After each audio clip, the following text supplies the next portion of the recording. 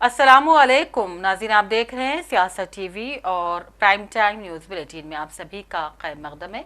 मैं हूं नाज़ीमा। सबसे पहले नजर हेडलाइंस पर। सारी रियासत में मौसलाधार बारिश, शहर भी शदीद बारिश से हुआ जलथल। उस्मान सागर और हिमायत सागर के दरवाजे खोल दिए गए, पानी का भरपूर इखराज।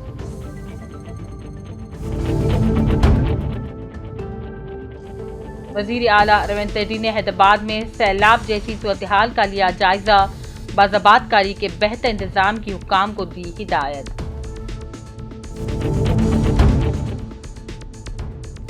मूसा नदी में पानी के बहाव में इजाफा, नशेबी इलाकों में खतरा बढ़ गया। 55 खानदानों को महफूज मुकाम किया गया मुंतकिल। MGBS में भी पानी दाखिल, मुसाफिरीन को मुश्किलात। VC सजनार नए पुलिस कमिश्नर हैदराबाद मुकर्रर। CV आनंद महकमे दाखिला में स्पेशल चीफ सेक्रेटरी के ओहदे पर तैनात।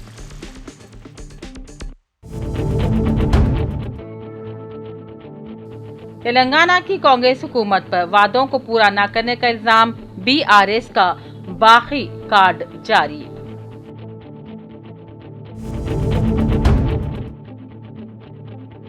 रेवंत रेड्डी हुकूमत अक़लियतों की फलाह बहबूद में पूरी तरह से नाकाम। वादों के नाम पर मुसलमानों को सिर्फ धोखा दिया गया। मौलाना अहमद नक्शबंदी की रिहाइशगाह पर मुनक़िदा तकरीब से KTR का खिताब।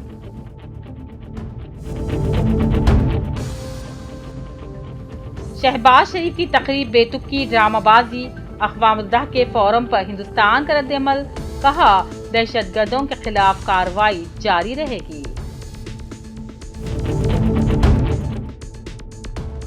बरेली तशद्दुद मामले में मौलाना तौक़ीर रज़ा गिरफ्तार, 14 दिन की अदालती तहवील में बरेली में हालात पुरअमन।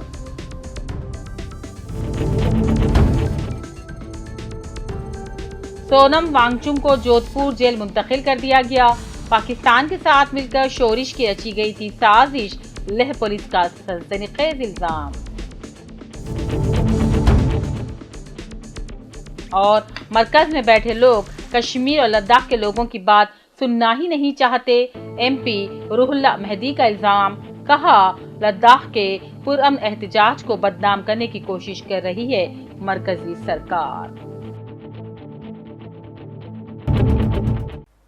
हेडलाइंस आपने देखी, अब पेश है खबरों की तफसील। वजीर आला रेवंत रेड्डी ने आज मल्लेपल्ली ITI कैंपस में एडवांस्ड टेक्नोलॉजी सेंटर यानी कि ATC का इफ्तिताह किया। इस मौके पर उन्होंने खिताब किया और तलबा के लिए इसे एक कीमती मौका भी करार दिया। इसके अलावा वजीर आला रेवंत रेड्डी ने हैदराबाद में सैलाब जैसी सूरत हाल का भी जायजा लिया। जुड़वा ज़खायर यानी कि उस्मान सागर हिमायत सागर के दरवाजे खोलने के बाद मूसा नदी में पानी के बहाव में इजाफा हो गया, जिसके सबब कई नशेबी इलाकों में खतरा बढ़ गया। वजीर आला ने हुक्काम को हिदायत दी है कि मूसा नदी के अतराफ के नशेबी और सैलाब से मुतासर इलाकों में तमाम तर ज़रूरी एहतियाती इक़दाम किए जाएँ और मुतासरीन को महफूज मकामात पर मुंतकिल किया जाए। उन्होंने हिदायत दी कि जहाँ जहाँ ज़रूरत हो वहाँ बाज़ाबातकारी के बेहतर इंतजाम किए जाएँ। మేము ఉద్యోగాలు ఇస్తామన్నా ఆ శిక్షణ ఉన్న వాళ్ళు ఈ దేశంలో ఈ రాష్ట్రంలో లేరు అని చెప్పి వారు నా దృష్టికి తీసుకురావడం జరిగింది. అప్పుడు వారితో మాట్లాడి ఇమ్మీడియట్గా ఆనాడు అధికారులతో మాట్లాడి ఈ ITIలు నిర్వీర్యం అయిపోయినాయి కదా, ఈ ITIలను పునరుద్ధరించాలంటే మనం ఏం చేయాలి అని ఆలోచన చేసి మిత్రుడు శ్రీధర్ బాబు గారు సూచన తీసుకొని ఉప ముఖ్యమంత్రి వర్యులు బట్టి విక్రమార్క గారితో మాట్లాడి ఈ ITIలను అడ్వాన్స్డ్ టెక్నాలజీ సెంటర్స్గా ఈరోజు నిజాన్ని మీరు కళ్ళతో చూసినారు. నిజాం మీ కళ్ళతో చూసిందే మీ నమ్మకం. ఆనాడు మేము చెప్పినప్పుడు చాలామంది అనుమానాలు వ్యక్తం చేసి వేదిక మీద ఉన్న వాళ్ళు మంత్రులే కాదు ఇక్కడికి వచ్చిన అధికారులు కూడా ఈరోజు ఈ మల్లెపల్లిలో ప్రారంభించిన 4 ATCలు ఈరోజు ఎంత అద్భుతంగా ఉన్నాయో, పెద్ద పెద్ద కార్పొరేట్ కంపెనీలో కూడా వాళ్ళ కాలేజీలో వాళ్ళ ఇన్స్టిట్యూట్స్లో లేని ఎక్విప్మెంట్ ఈరోజు ఇక్కడికి వచ్చింది. దీనికి కారణం ఈ 65 ATCలలో 2400 కోట్ల రూపాయల పెట్టుబడి ఖర్చు అయింది. ఈ 2400 కోట్లు ప్రభుత్వం ఏమైనా ఖర్చు పెట్టిందని మీరు అనుకుంటున్నారేమో. లేదు, ప్రభుత్వం ఖర్చు పెట్టింది కేవలం 300 కోట్ల రూపాయలు మాత్రమే. టాటా సంస్థతో నేను మిత్రుడు శ్రీధర్ బాబు మాట్లాడి 2100 కోట్ల రూపాయలు టాటా సంస్థతో ఈరోజు ఖర్చు పెట్టించి తెలంగాణ రాష్ట్రం నలుమూలల ఈ నిరుద్యోగ యువత కోసం శిక్షణ ఇవ్వడానికి టాటా సంస్థను ఒప్పించి వాళ్ళ సొంత డబ్బులు 2100 కోట్ల రూపాయలు సంవత్సరం తిరిగే లోపల ఈరోజు ఖర్చు పెట్టించి 65 అడ్వాన్స్ టెక్నాలజీ సెంటర్లు తెలంగాణ రాష్ట్రం నలుమూలల ఈరోజు సాధ్యమైంది. संकल्पम ఉంటే సాధ్యం కానిది ఏంది లేదు. रेवंत रेड्डी ने खुद MGBS बस स्टैंड यानी कि इमलीबंद के करीब में इमदादी कामों की निगरानी की, जहां निसफ शब के बाद पानी दाखिल हो जाने से मुसाफिर फंस गए थे और वो मुसलसल फ़ोन पर हुक्काम से राबिते में रह रहे हैं ताकि मुसाफिरीन को बगैर किसी दुश्वारी के निकाला जा सके। रेवंत रेड्डी ने मजीद दायर दी है कि MGBS जाने वाली तमाम बसों को मुतबादिल रास्तों पर मोड़ दिया जाए और RTC को हिदायत दी कि बतकम्मा और दशहरा त्यौहार के दौरान मुसाफिरीन के सफ़र को आसान बनाया जाए। नाज़रीन, गुज़िश्ता कई दिनों से जारी मूसलाधार बारिशों ने हैदराबाद को मफलूज करके रख दिया है। मूसा नदी खतरनाक सतह उबूर करते हुए तुग़यानी के करीब पहुंच गई है। गुज़िश्ता 30 बरसों में मूसा नदी में इस पैमाने की तुग़यानी पहली बार देखी जा रही है। पेशे नाज़रीन हमारे तमाम रिपोर्टर्स की तफसीलात इस रिपोर्ट में। गुज़िश्ता कई दिनों से जारी मूसलाधार बारिशों ने आखिरकार हैदराबाद को मफलूज कर दिया। मूसा नदी खतरनाक सतह उबूर करते हुए तुग़यानी पर है और पुराना पुल ब्रिज के करीब 13 फुट की बुलंदी तक पानी बह रहा है। महकमे ओहदेदारों के मुताबिक गुज़िश्ता 30 बरसों में मूसा नदी में इस पैमाने की तुग़यानी पहली बार देखी जा रही है। मूसा नदी के कहर से कई मंदिर ज़ेर आब आ गए हैं। पुराना पुल के करीब शिव मंदिर में पुजारी के अहल खाना पानी में फंस गए हैं जो मदद के लिए पुकार रहे थे। सूरत हाल की संगीनी के पेश नज़र हाइड्रा और GHMC के अमले ने मौके पर पहुंचकर मुतासिर ख़ानदान को इब्तदाई इमदाद और नाश्ता भी फ्राहम किया और इन्हें महफूज मुकाम पर निकालने की कोशिश की गई। इसी दौरान MGBS बस स्टैंड जाने वाले दोनों पुलों पर सैलाबी पानी बहने लगा, जिसके बायस हुक्काम ने बस स्टैंड को फौरी तौर पर बंद कर दिया है। चादर घाट के छोटे पुल पर भी खतरनाक सतह पर पहुंचने के बाद ट्रैफिक मुकम्मल तौर पर रोक दी गई है, जिससे कि अतराफ के इलाकों में कई घंटों तक ट्रैफिक जाम रहा। मूसा नदी की तुग़यानी ने मूसाराम बाग को भी अपनी लपेट में ले लिया है। पुराने पुल पर 10 फुट पानी बह रहा है, जबकि ज़ेर तामीर नया पुल भी मुतासिर हो गया है। सैलाबी रेले में पुल का तामीरी सामान बह गया है। हुकाम ने शहरियों को सख्ती से हिदायत दी है कि वो गैर ज़रूरी तौर पर अपने घरों से बाहर ना निकलें और मूसा नदी के अतराफ जाने से गुरेज करें। ब्यूरो रिपोर्ट, सियासत TV, हैदराबाद। मूसा नदी में तुग़यानी जैसी सूरत हाल के बाद तमाम नदी नाले जैसे कि नया पुल, पुराना पुल, चादर घाट पुल, दीगर पुल ज़ेर आब आ गए हैं। शहरियान हैदराबाद और बुजुर्ग शहरी इन तालाबों को देखने के लिए पहुंच रहे हैं और मीडिया से भी बातचीत में कहा कि पिछले बरसों में ऐसी सूरत हाल कभी नहीं देखी गई थी। लोगों ने एक दूसरे को बारिश की सूरत हाल के बारे में आगाह किया। इतना पानी लेवल इससे पहले आया, लेकिन थोड़ा नहीं आता, इतनी हेवी लेवल का इतनी हाइट तक पानी नहीं आया था। 20 साल हो तकरीबन, और 40 साल से ज़्यादा हो गया बस डिपो बन के MGBS, लेकिन 40 साल में अब तक मैं कभी भी MGBS में पानी आया और MGBS में से बस सर्विस बंद हुई इसको अब तक नहीं देखा। मैं पहली बार सुन रहा हूँ, पहली बार देखा। आज पहली बार बंद हुआ? पहली बार बंद हुआ बस। कब से छोड़ रहे पानी है? ये कल रात से छोड़ रहे दोनों, और एक साथ दोनों तालाबों को नहीं छोड़ते थे। अच्छा। कभी उस्मान सागरा छोड़ते, कभी इमाम सागरा छोड़ते। अचानक पानी का फ्लो बढ़ जाने से, दोनों पानी छोड़ने से ये जो है ज़्यादा पानी का फ्लो आ गया इसमें, तो हाइट बढ़ गई इसकी बहुत ज़्यादा। इधर का मूसा नगर वगैरह जो चादर घाट के पूरे पानी आ गए। रात से लोगों को रिलीफ कर रहे लोग, ड्रोन से पानी पहुंचा रहे हैं लोगों को, निकाल के मस्जिदों में, शादी खानों में जाके रखे खाना खिला रहे लोगों को, रिलीफ का काम कर रहे हैं। लोग ये डर रहे कि अगर हम घर छोड़ के खाली करके चले गए तो हैदरा वाले या गवर्नमेंट वाले पूरे घर गिरा दे के ग्राउंड कर रहे थे, बल्कि लोग घर भी छोड़ना नहीं चाह रहे, घरों में रह रहे, फर्स्ट फ्लोर सेकंड फ्लोर पे रह रहे, लेकिन घर छोड़ना नहीं चाह रहे, उनकी मजबूरी भी है। Senior IPS ओहदेदार B Shivdhar Reddy रियासत के नए DGP मुकर्रर कर दिए गए हैं।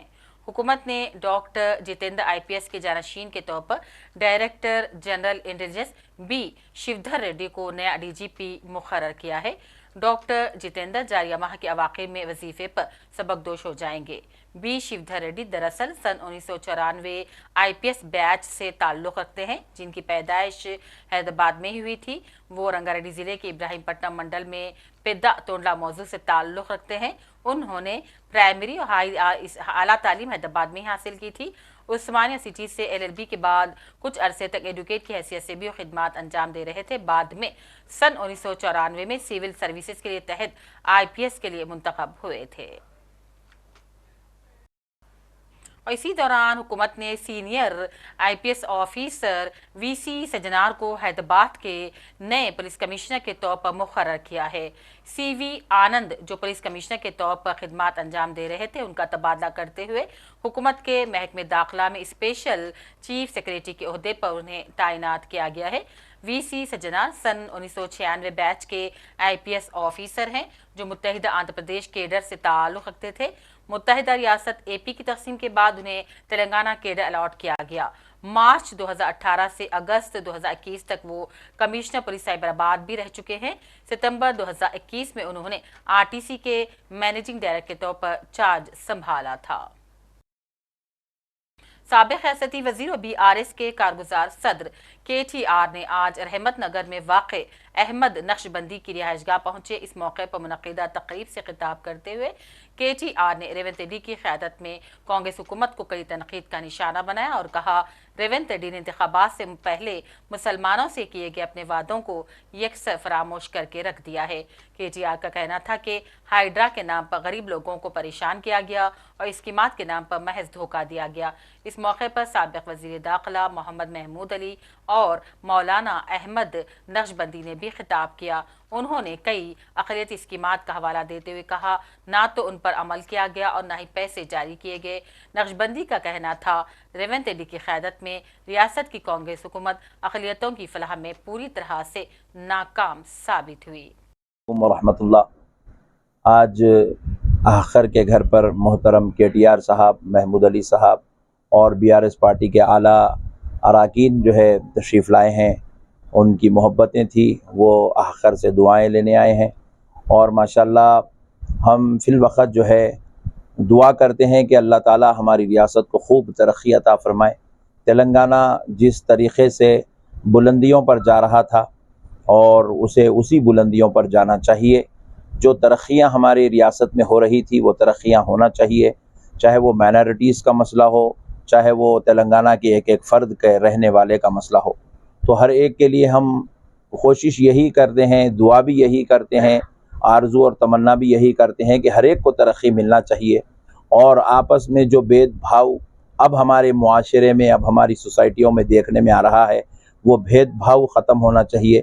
हिंदू मुस्लिम कल्चर ख़त्म होना चाहिए, तेरा मेरा कल्चर ख़त्म होना चाहिए और हम सब मिलकर एक हिंदुस्तानी हैं और हम अपने हिंदुस्तान के लिए और हम जो है अपनी रियासत के लिए, अपने इस शहर के लिए तरक्की की तरफ तवज्जो करना चाहिए। और जितना हो सकता है हम जो है डिपेंड हैं अपने पॉलिटिशियंस पर तरक्कियात के मामलात में, तो पॉलिटिशियंस को भी चाहिए कि अवामी सतह पर आवाम के दरमियान में रहकर काम करें। उनको ये लगता कांग्रेस को कि उनके सिवा, उनके अलावा मुसलमानों को किसी और को वोट देना ही नहीं।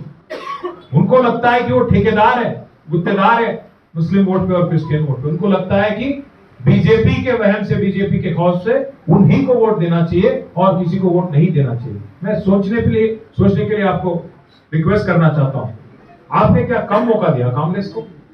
हुकूमत ना सिर्फ आंध्र प्रदेश में, मुत्तहिदा आंध्र प्रदेश में, बल्कि हिंदुस्तान में कांग्रेस की करीब 60 साल चली। नेहरू के टाइम से लेके इंदिरा गांधी जी, राजीव गांधी, आज की दौर राहुल गांधी का, अब तक अगर आप देखेंगे करीब 60 साल कांग्रेस को मौका दिया आपने। कांग्रेस ने क्या किया आपके साथ? अगर आज मुसलमान हिंदुस्तान में, तेलंगाना की तो छोड़िए आप, मुसलमान हिंदुस्तान में अगर आज पिछड़ा है, अगर गरीब है, आज किसको आप दोषी ठहराएंगे? किसको आप कांग्रेस पूछेंगे? जो 7 साल हुकूमत चलाने वाली कांग्रेस या 9.5 साल हुकूमत चला के आपको 12,000 करोड़ पहुंचाने वाले KCR, किसकी जिम्मेदारी है? बार बार सोचिए आप, क्या किया कांग्रेस ने? एक MLA नहीं, एक MLC नहीं, एक वजीर नहीं, पर बातें तो काफी करते हैं। 4000 करोड़ की बात की थी कांग्रेस ने, माइनॉरिटी सब प्लान लाने की बात की थी, 4000 करोड़ बजट की बात की थी, 2 बजट तो खत्म, तीसरा बजट आने वाला है मार्च में। क्या हुआ फिर? 4000 करोड़ का बजट मिला किसी को? इमामों को, मौजनों को केसीआर आने से पहले कोई देखे थे क्या कांग्रेस वाले? 5000 रुपया एटलीस्ट एक ऑनोरोरियम केसीआर साहब दिए। कांग्रेस वाले क्या बोले?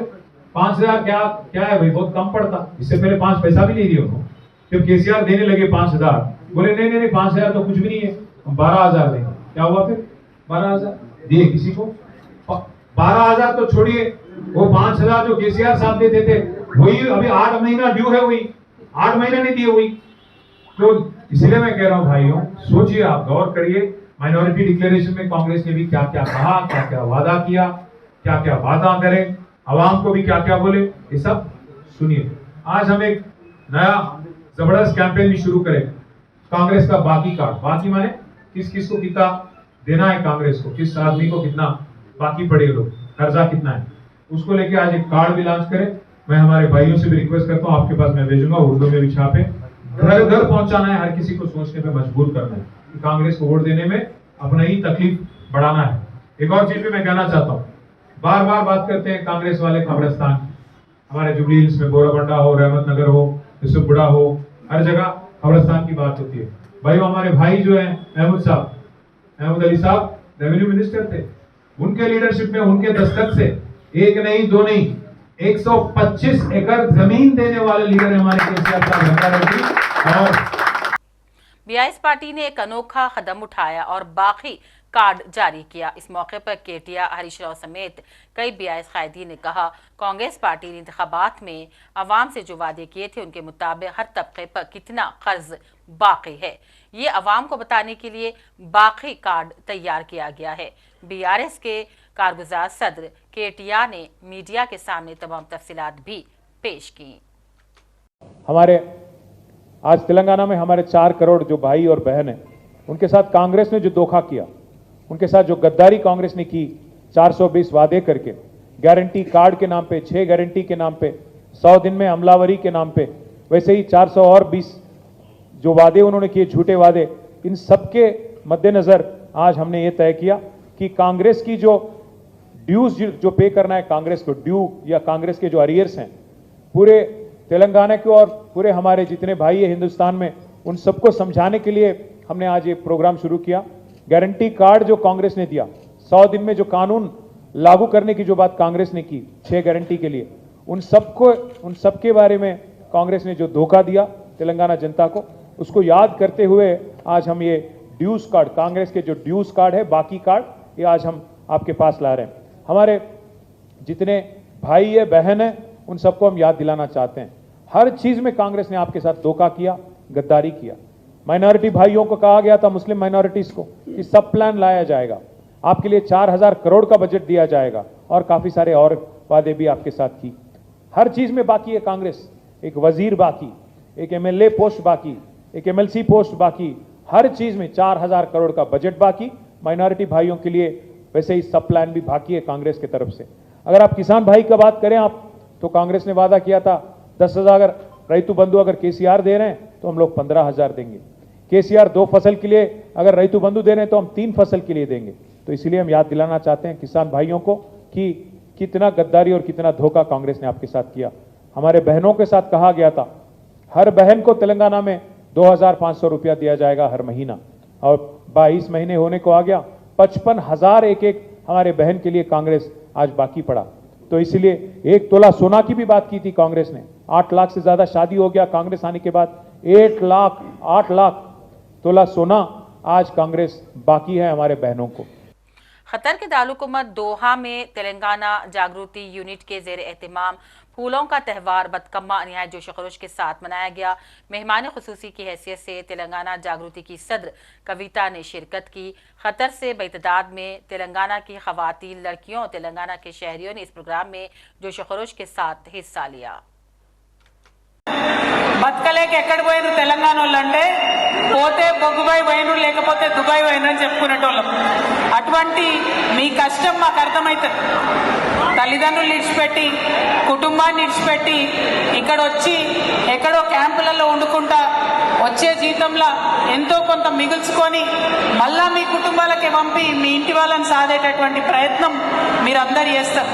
మీ మనసులో ఎంత దుఃఖం ఉంటుందో మాకు తెలుసు. ఆ దుఃఖం తీరాలనే ప్రయత్నం చేస్తున్నాం.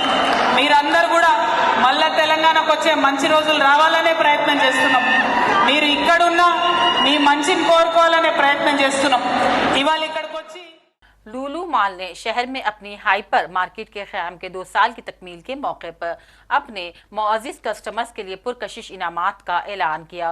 जनरल मैनेजर लूलू मार्ट ने मीडिया से बातचीत में तमाम तर तफसीलात बतलाई और कहा, त्योहारों के इस माहौल में लूलू मॉल भी अपने कस्टमर्स के लिए त्यौहार मना रहा है। उन्होंने GST इस्लाहात के बाद तमाम तर अशिया की कीमतों पर नजरसानी के बारे में भी मीडिया को ब्रीफिंग पेश की।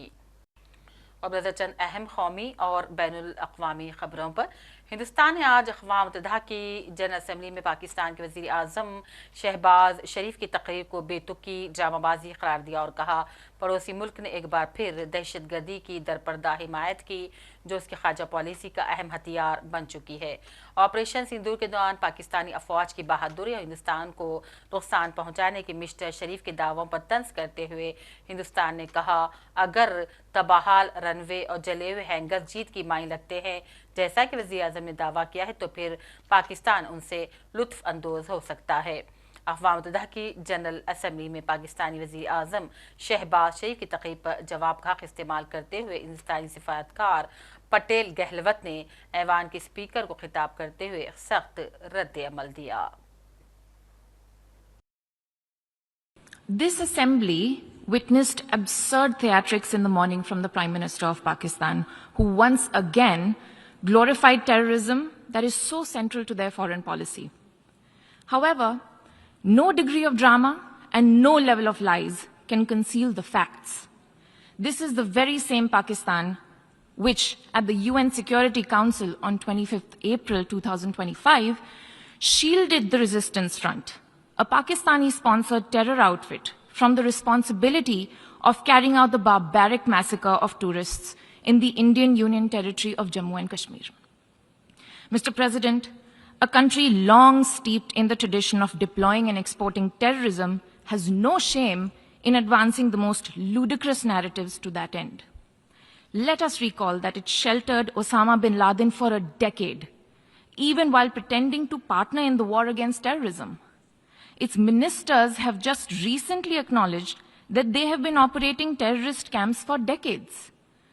It should come as no surprise that once again this duplicity continues, this time at the level of its Prime Minister. A picture speaks 1,000 words, and we saw many pictures of terrorists slain in Bahawalpur and Muridke terror complexes by Indian forces during Operation Sindoor. When senior Pakistani military and civilian officials publicly glorify and pay homage to such notorious terrorists, can there be any doubt about the proclivities of this regime? The Prime Minister of Pakistan also advanced a bizarre account of the recent conflict with India. The record on this matter is clear. Till 9th May, Pakistan was threatening more attacks on India. But on 10th May, its military pleaded with us directly for a cessation to the fighting. The intervening event was the destruction caused to multiple Pakistani air bases by Indian forces. The pictures of that damage are, of course, publicly accessible. If destroyed runways and burnt-out hangars look like victory, as the Prime Minister claimed, Pakistan is welcome to enjoy it. The truth is that, as in the past, Pakistan is responsible for a terrorist attack on innocent civilians in India. We have exercised the right to defend our people against such actions and have brought the organizers and perpetrators to justice. Uttar Pradesh के बरेली में जुमा की नमाज के बाद पेश आए तशद्दुद के वाक़े में अहम पेशरफ्त हो रही है। इत्तेहाद मिल्लत कौंसिल के सरबराह मौलाना तौकीर रजा को पुलिस ने गिरफ्तार कर लिया है और अदालत के हुक्म पर उन्हें 14 दिन की अदालती तहवील में भी भेज दिया गया। पुलिस के मुताबिक इस मामले में मजमूई तौर पर 10 FIR दर्ज की गई हैं, जिनमें 7 में बराह रास्त मौलाना का नाम शामिल है। इनके अलावा 39 अफराद को हिरासत में भी ले लिया है। पुलिस के मुताबिक इब्तदाई तफ्तीश में ये बात सामने आई है कि गुज़िश्ता 7 दिनों से इस वाक़े की मनसूबाबंदी की जा रही थी और साजिश में बैरून अनासिर भी शामिल होने का इल्जाम लगाया गया है। कल की घटना के संबंध में जैसा कि आप अवगत हैं कि जुमे की नमाज के बाद कुछ जगहों पे अलग अलग थाना क्षेत्रों में पुलिस और प्रशासन की जो ड्यूटियां लगी हुई थी वहां पे कुछ लोगों के द्वारा हिंसक प्रदर्शन किया गया, जिसके संबंध में कल हम लोगों ने बताया था कि हम कठोर विधिक कार्रवाई सुनिश्चित करेंगे। उसमें हम लोगों के द्वारा अब तक कुल 10 FIR दर्ज की गई है, जिसमें थाना कोतवाली में 5 FIR दर्ज की गई है, थाना बारादरी में 2 FIR दर्ज की गई है, थाना किला प्रेमनगर और कैंट में 1-1 FIR दर्ज की गई है। इन दर्ज FIRों में आज हम लोगों के द्वारा कुल 8 अपराधियों को जो इस घटना में शामिल थे, 8 अभियुक्तों को गिरफ्तार करके जेल भेजा गया है। उनके नाम मैं आपको पढ़ के बता देता हूं। मौलाना तौकीर रजा, सरफराज पुत्र सलीम, मनीफुद्दीन पुत्र जरीफुद्दीन, अजीम अहमद पुत्र नसीम अहमद, मोहम्मद शरीफ पुत्र मोहम्मद अहमद, मोहम्मद आमिर पुत्र मोहम्मद जाहिद, रिहान पुत्र राजू और मोहम्मद सरफराज पुत्र समीम। इन 8 लोगों को आज हम लोगों के द्वारा गिरफ्तार किया गया है और जो रिमांड मजिस्ट्रेट है उनके समक्ष पेश करते हुए न्यायिक हिरासत में इनको लिया गया है। कोर्ट के आदेश के उपरांत इनको संबंधित जेल में भेजा गया है। टोटल जो 10 FIR दर्ज हुई है उसमें जो प्रमुख FIR है थाना कोतवाली की, इसके बारे में मैं आपको बता देता हूं। FIR नंबर 489/25, जिसमें भारतीय न्याय संहिता की धारा 109(1), 109(2), 118(2), 121(2), 189(5), 191(2), 195(1), 196(1), 196(2), धारा 223, 310(2), 324(5), 324(6), 61(2), धारा 62, आपराधिक कानून संशोधन अधिनियम धारा 7, सार्वजनिक संपत्ति नुकसान निवारण अधिनियम धारा 3 और सार्वजनिक संपत्ति नुकसान निवारण अधिनियम धारा 4।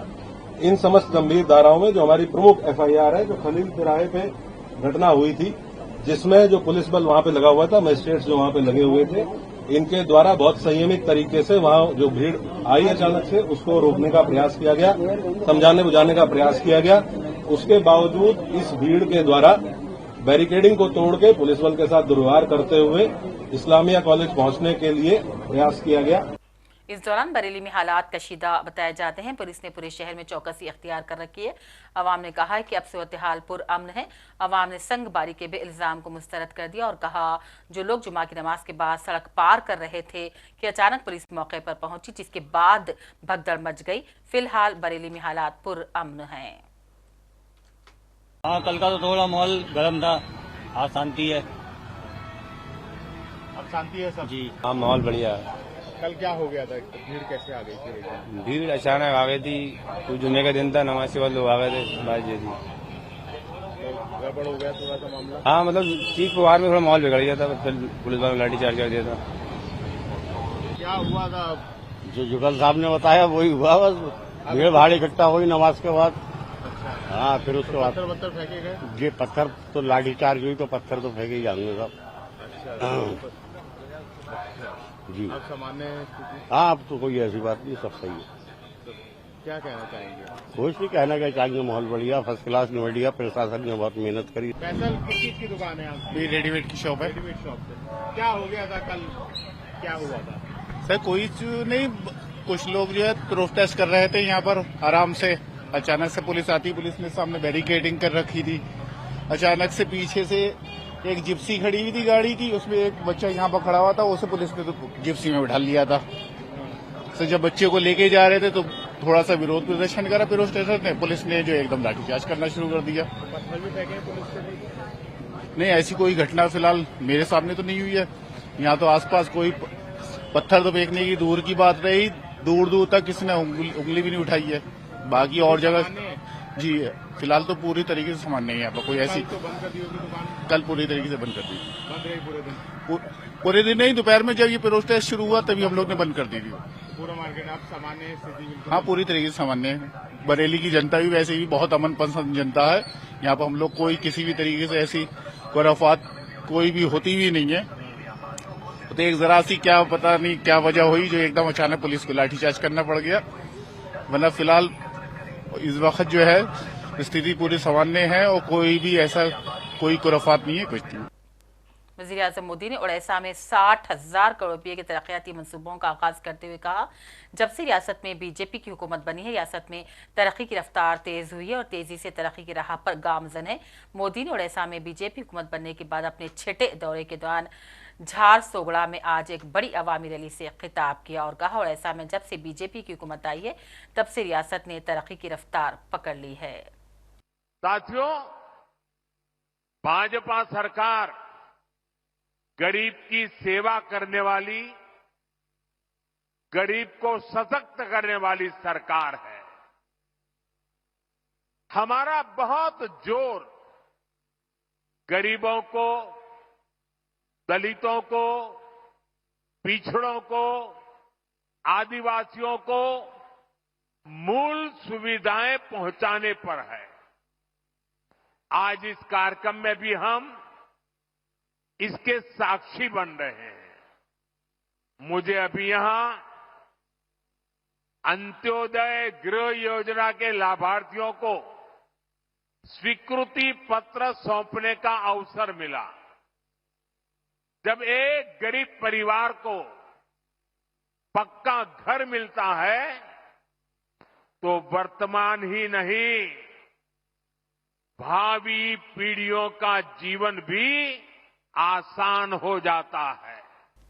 लद्दाख में तशद्दुद के बाद मुसलसल चौथे दिन कर्फ्यू जारी है।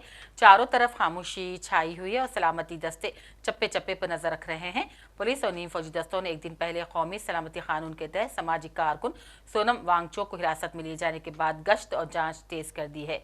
दुकानें बंद पड़ी हुई हैं, सड़कें सुनसान हैं। रियासत के जरिए लगाए गए कर्फ्यू में सलामी दस्तों की मौजूदगी से माहौल में एक अजीब किस्म का तनाव नजर आता है। लोगों ने कहा, सिक्योरिटी और पाबंदियों के बायस आम जिंदगी मफलूज होकर रह गई है। 24 तारीख से बस नहीं मिला ना, बच्चों के लिए मुश्किल हो रहा है ना। हम लोग तो बड़ा आदमी खाना खा सकता है ना बेटा, बच्चे के लिए बहुत मुश्किल है। 4-5 आदमी से ज्यादा बैठने नहीं देता है, चलने नहीं देता है, फिर बच्चे के लिए मुश्किल हो रहा है ना बेटा। हम लोग तो बड़ा है, कोई बात नहीं है ना बेटा जी। धीरे धीरे सब ठीक हो रहा है, धीरे धीरे ठीक हो जाएगा ना। अभी थोड़ा क्या पता है बेटा, हमारे तरफ से तो ठीक होना चाहिए ना। बड़े बड़े आदमी पकड़ के ले गया बोलता है, फिर इसके लिए क्या पता, कोई कुछ नहीं बोल सकता है ना बेटा जी। हाँ जी। आप लोग को दिक्कत और क्या दिक्कतें हैं? और दिक्कत है ना, हमारे यहाँ घर में कोई बैठने वाला है, उनको बेचारा सब्जी नहीं मिल रहा है, दूध नहीं मिल रहा है, खाने पीने का कुछ नहीं मिल रहा है ना, इसीलिए मुश्किल हो रहा है ना। हम भी उनको कितना वो मदद कर सकेंगे, हमारे पास भी इतना नहीं होता है ना बेटा। बाहर के लोग जो आए हैं उनको भी दिक्कत हो रहा है, बाहर से वो टूरिस्ट वाले को दिक्कत हो रहा है। और ये क्या बोलता है, ये काम करने वाला बिहारी लोग बेचारा वो एक दिन का गुजर करने वाले के लिए बहुत मुश्किल है बेटा। एक को दरवाजा में आएगा तो कुछ कर सकता है, इतना आदमी को क्या कर सकेगा, हम खुद मजबूर है। हाँ जी, इनके लिए बहुत मुश्किल है, टूरिस्ट और ये लेबर के लिए बहुत मुश्किल है। थोड़ा बहुत 1-1 घंटा 2-2 घंटा खोलना चाहिए। है ना बेटा, मतलब छूट मिलनी चाहिए। हाँ, छूट थोड़ा, हाँ 1-2 घंटे के लिए छूट मिलना चाहिए। भूखे मारने से ये बेचारा ये लोग क्या करेगा, टूरिस्ट क्या करेगा, ये लेबर क्या करेगा, क्या खाएगा। और लोग तो परदेसी है, क्या खाएगा बेटा। मारूफ माहौलियाती और तालीमी कारकुन सोनम वांगचुक को लद्दाख में रियासत का दर्जा और आईनी तहफ़्फ़ुज़ का मुतालबा करने वाले पुरतशद्दुद मुजाहिरों के बाद जोधपुर जेल मुंतकिल कर दिया गया है। इन पर तशद्दुद और मुजाहिरों के दौरान 4 अफराद हलाक और 9 जख्मी हो गए थे। लद्दाख इंतजामिया ने सिक्योरिटी वजूहात की बिना पर जिले लेह में मोबाइल और इंटरनेट भी बंद कर दिया है। लेह हवाई अड्डे पर जरूरी रस्मी कार्रवाइयां मुकम्मल करने के बाद उन्हें खुसूसी परवाज के जरिए जोधपुर लाया गया। जोधपुर पहुंचने पर उन्हें सख्त सिक्योरिटी में जेल ले जाया गया। वहां उन्हें कई हिफाजती गाड़ियों के काफिले के जरिए लाया गया और एक आला हिफाजती वार्ड में रखा गया। उन्हें इंतहाई हिफाजती वार्ड में रखा गया है। नेशनल कॉन्फ्रेंस के एमपी आगा रूहुल्ला ने लद्दाख के तशद्दुद पर रद्द-ए-अमल जाहिर करते हुए मरकज़ पर इल्ज़ाम लगाया है कि दिल्ली में बैठे लोग जानबूझकर एक पुरअमन मुतालबे को साजिश करार देकर हक़ाइक़ को दबाने की कोशिश कर रहे हैं। उनका कहना था लोग रियासत का दर्जा बहाल करने का मुतालबा कर रहे हैं, मगर मरकजी सरकार उनकी बात सुनने तैयार नहीं और अगर आज लोग सड़कों पर निकले हैं तो उनके मुजाहरे को गैर मुल्की साजिश का नाम देकर बदनाम किया जा रहा है। जिस तरह से लद्दाख के लोगों ने, जब हम लद्दाख की बात करते हैं उसमें करगिल भी है, लेह भी है, लोगों ने ये डिमांड की थी कि या तो हमें जम्मू कश्मीर के रियासत के साथ वापस मुंसलिक किया जाए या तो सिक्स शेड्यूल जो है उसमें हमें शामिल किया जाए और हमें भी स्टेटहुड दिया जाए सिक्स शेड्यूल के साथ साथ। तो जब तक ये 5 सालों तक पुरअमन तरीके से बात कर रहे थे, अपनी डिमांड को रख रहे थे, चाहे वो दिल्ली में हो, चाहे वो लेह में हो, चाहे वो करगिल में हो, तब तक मगरूर होके या बेपरवाह होके इनकी तरफ जो ध्यान नहीं दिया गया, जो तवज्जो नहीं दी गई, जो एहतराम नहीं दिया गया एक डेमोक्रेटिक स्ट्रगल को या पुरअमन कोशिश को, तो सबसे बड़े मुजरिम तो इक़्तिदार में बैठे दिल्ली में वो लोग हैं जो फैसला लेते हैं, जो पुरअमन लोगों की पुरअमन बातों को सुनते नहीं है। 5 साल से ये लोग, 6 साल से ये लोग इन 2-4 बातों पे डिमांड कर रहे हैं, या तो हमें जम्मू कश्मीर के साथ वापस शामिल किया जाए और हमारा स्टेटस बहाल किया जाए, या हमारा स्टेटहुड बहाल किया जाए लद्दाख का 6 शेड्यूल के साथ। तो अभी तक इनके साथ एंगेज किया जाना चाहिए था। पुरअमन तरीके से जब ये बात कर रहे थे, इनके साथ बामाने तरीके से एंगेज किया जाना चाहिए था, इनकी एस्पिरेशंस का एहतराम रखा जाना चाहिए था और इनकी डिमांड्स को पूरा किया जाना चाहिए था।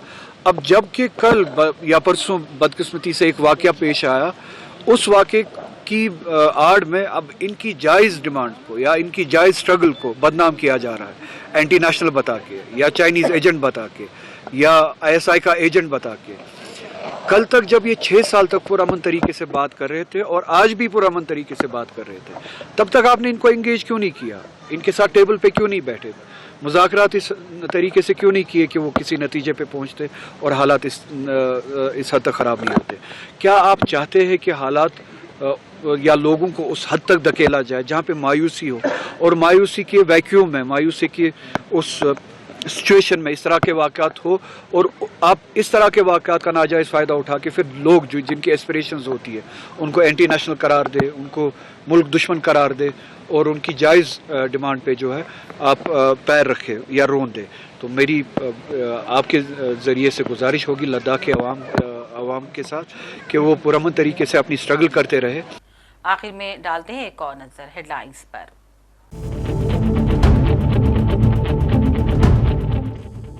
सारी रियासत में मौसलाधार बारिश, शहर भी शदीद बारिश से हुआ जलथल। उस्मान सागर और हिमायत सागर के दरवाजे खोल दिए गए, पानी का भरपूर इखराज।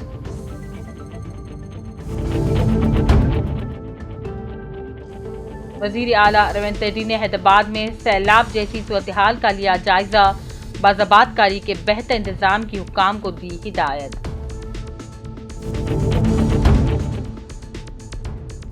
मूसा नदी में पानी के बहाव में इजाफा, नशेबी इलाकों में खतरा बढ़ गया। 55 खानदानों को महफूज मुकाम किया गया मुंतकिल। MGBS में भी पानी दाखिल, मुसाफिरीन को मुश्किलात। VC सजनार नए पुलिस कमिश्नर हैदराबाद मुकर्रर। CV आनंद महकमे दाखिला में स्पेशल चीफ सेक्रेटरी के ओहदे पर तैनात।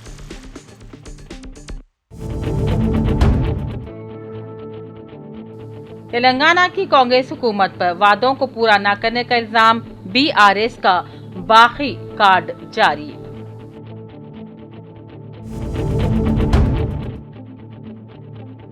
रेवंत रेड्डी हुकूमत अक़लियतों की फलाह बहबूद में पूरी तरह से नाकाम। वादों के नाम पर मुसलमानों को सिर्फ धोखा दिया गया। मौलाना अहमद नक्शबंदी की रिहाइशगाह पर मुनक़िदा तकरीब से KTR का खिताब।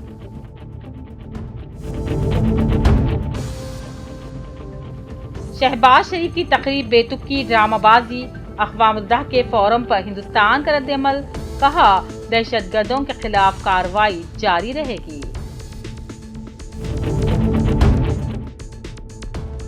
बरेली तशद्दुद मामले में मौलाना तौक़ीर रज़ा गिरफ्तार। 14 दिन की अदालती तहवील में बरेली में हालात पुरअमन।